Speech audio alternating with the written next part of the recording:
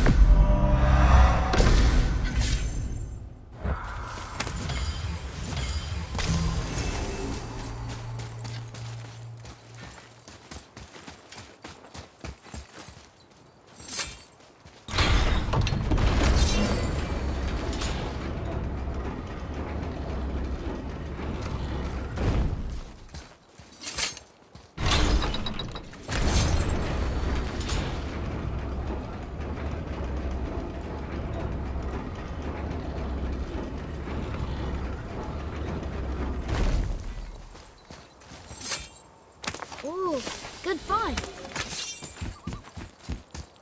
Another name. Air! The arcane runes. They must have been cluing us to look for Valkyries imprisoned in Muspelheim and Niflheim.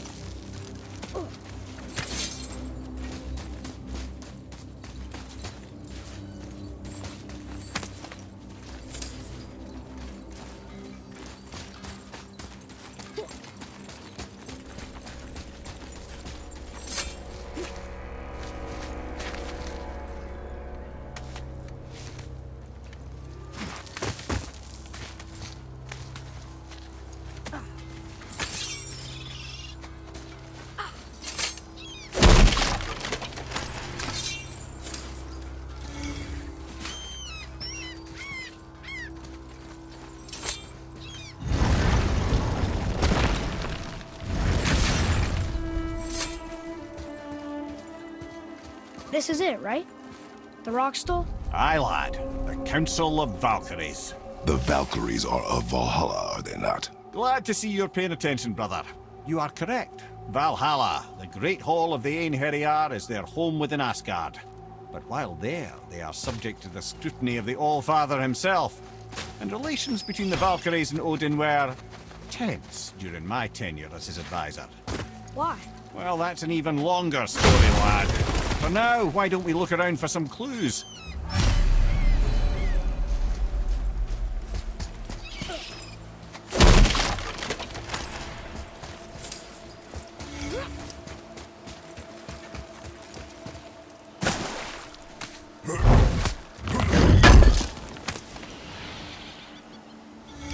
Try placing one of the Valkyrie helms on a throne.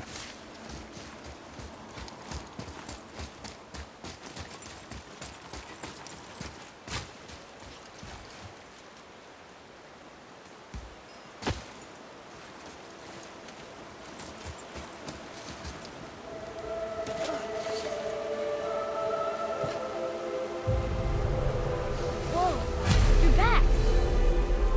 Vanir, who is she? Gunnar, Mistress of War. After any conflict, big or small, she would be first on the scene, sussing out the worthy spirits for a free trip to Valhalla.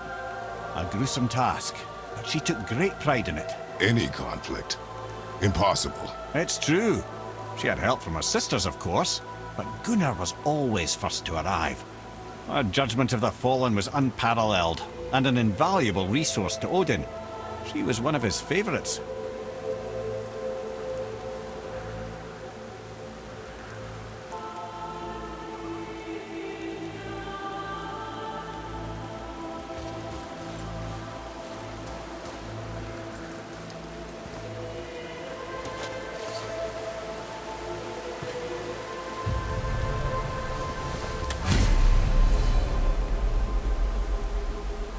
Ah, Gondul.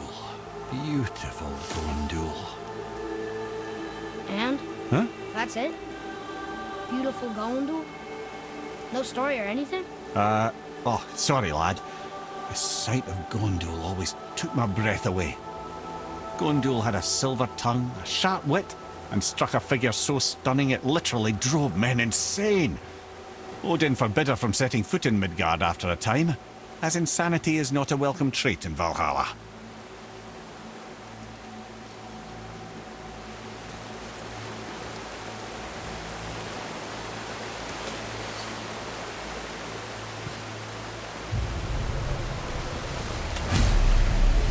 This is none other than Geirdriful, the Master of Arms in Valhalla, responsible for arming and training Odin's Einherjar. Is what? His army come Ragnarok. The entire reason Valhalla exists, you see. The Einherjar wait in the Great Hall endlessly, feasting, drinking, and fornicating themselves silly. Once Ragnarok begins, Odin calls them into service to fight on his behalf. Geirdriful had her hands full training that lot.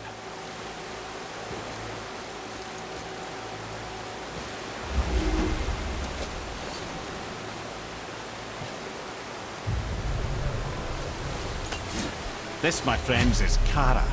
Now, Valkyries are volatile by nature, but Kara, the lass is wild storm personified. A wild storm. Aye, calm and collected. Then the air would shift and the fury of her storm would unleash. It was beautiful in a way, assuming you could find proper shelter. Her tears would cleanse the blood-soaked battlefields.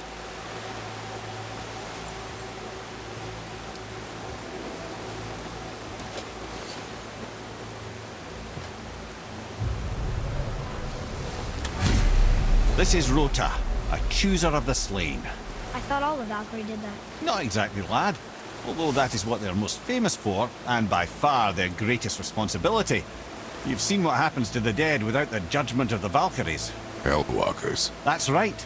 Rota, Gunnar, Skuld. Without them to clean up the aftermath of battle, hell overflows with souls meant for Valhalla. A sorry state of affairs. Rota must be beside herself.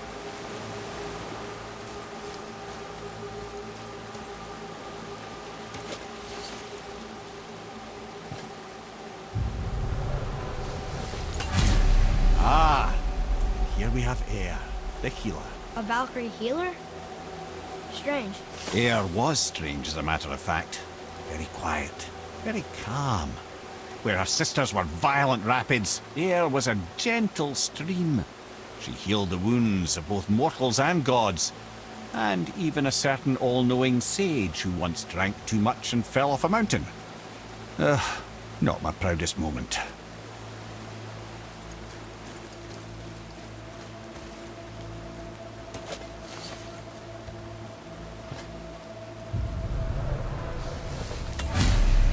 Well, Hilda, mistress of battle. She and Odin got on quite well, actually. Her and the other Valkyries, not so much. She would spend most of her time here in Midgard observing discord between the living, and sewing some up herself from time to time. She lived for conflict. Some say she was conflict personified. I wonder what will become of her now that she's free.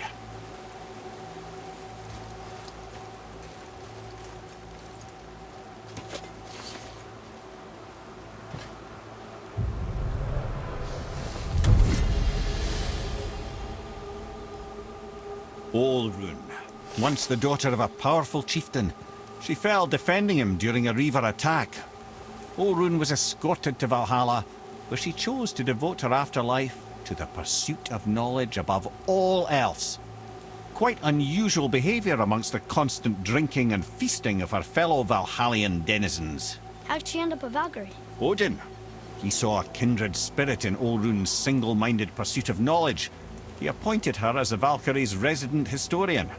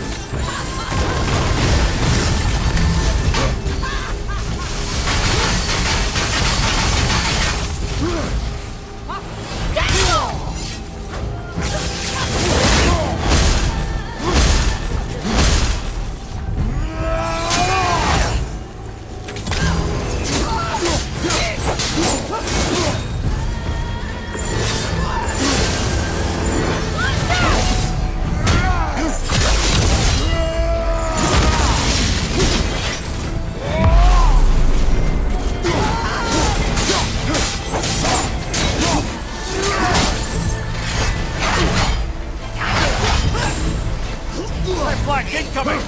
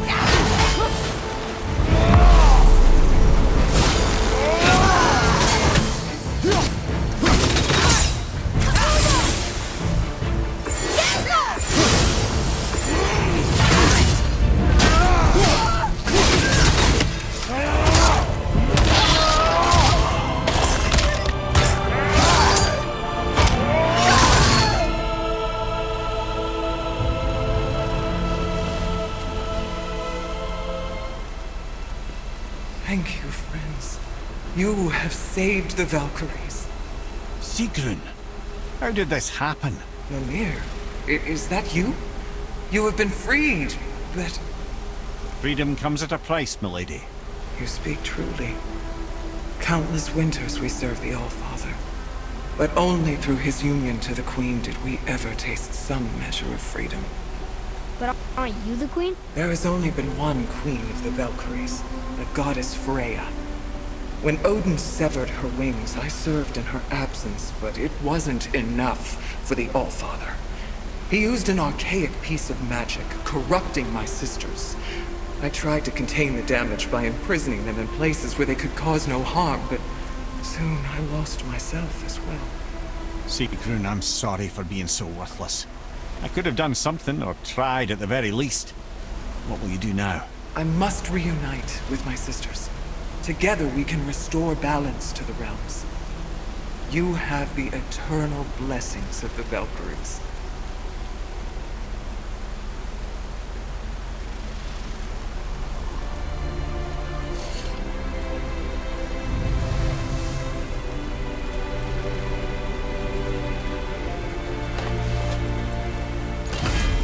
Well, we did it, I suppose. You don't sound very happy about it.